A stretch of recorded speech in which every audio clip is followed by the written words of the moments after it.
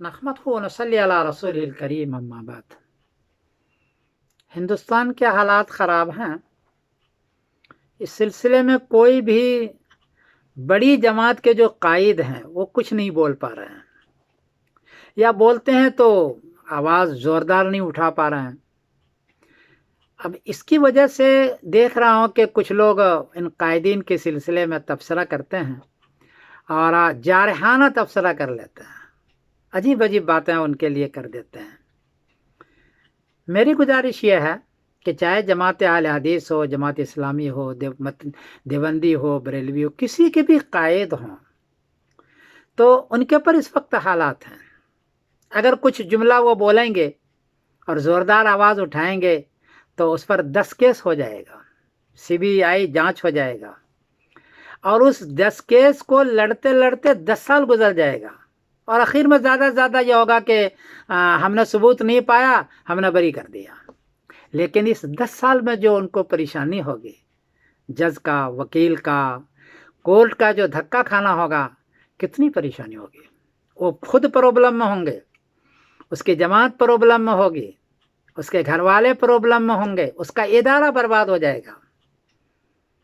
کوئی بھی سمجھدار آدمی یہ سمجھ رہا ہے اور وہ جانتا ہے کہ ہمارے پر یہ ایک بولنے سے یہ حالات آ جائیں گے، اس لیے بیچارے وہ خاموش ہیں۔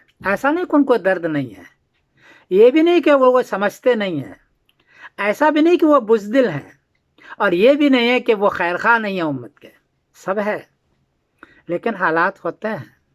ان حالات کی وجہ سے یہ بیچارے نہیں بول پاتے ہیں، یا بولتے ہیں لیکن زوردار آواز نہیں نکال پاتے ہیں۔ اس لیے میں تمام مسلمانوں کے خدمت گزارش کر رہا ہوں، دو گزارش کر رہا ہوں۔ ایک تو یہ ہے کہ جارحانہ تبصرہ نہ کریں آپ، اس سے ان کی ہمت ٹوٹ جائے گی، پریشان ہو جائیں گے، اور وہ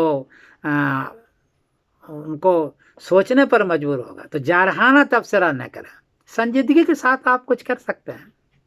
اور دوسرا مشورہ یہ ہے کہ ان حالات کے اندر مسلکی اختلاف کو زیادہ ہوا نہ دیں، کہ جو بعض مرتبہ لوگ مسلکی اختلاف کو بہت زیادہ ہوا دیتے ہیں، چھوٹی چھوٹی بات پر کافر قرار دے دیا، یہ قرار دے دیا، وہ قرار دے دیا، مناظرے شروع کر دیے۔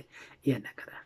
اس وقت تو کوشش یہ کریں کہ تمام جتنی بھی جماعتیں ہیں وہ رفاع عام کے کام میں، کم سے کم رفاع عام کے کام میں مل کر کے بیٹھیں، اور سب غور کریں کہ کون سا کام ہم کریں جو پوری امت کے لیے فائدہ مند ہو، پوری امت کے لیے، ایک جماعت کے لیے نہیں، پوری امت کے لیے فائدہ مند ہو، اور ان کی عافیت کی چیز ہو، ان کے لیے کوششیں کی جائے، ان کو بچانے کی کوشش کی جائے، سب مل کر کے کریں، میری ایک گزارش ہے۔